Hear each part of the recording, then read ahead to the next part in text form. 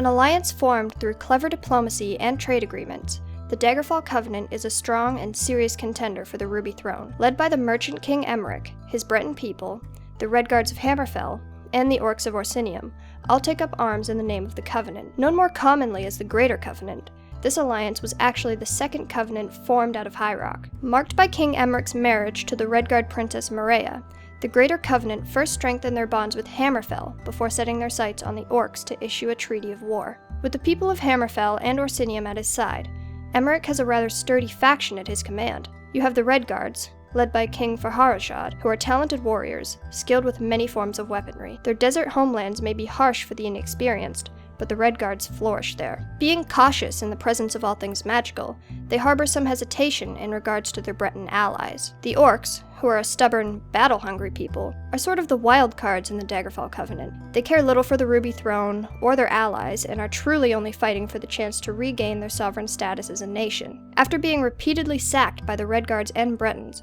their homeland Orsinium is little more than a cluster of crude villages. If they were to resist, the Orcish people would fall once again to the combined forces of Hammerfell and High Rock. Finally, the Bretons, bound by elven blood, have an innate ability to master the ways of magicka. Their intelligence and cunning nature gives them an advantage both on and off the battlefield, though they are weaker in comparison to their allied forces. Certainly the most developed of the three races, the Bretons inhabit prosperous towns and cities, putting forth effort into mastering the arts of magicka and tactical warfare. While matched in land and numbers by their enemies, the Daggerfall Covenant seems to have one thing the other factions do not: a true alliance.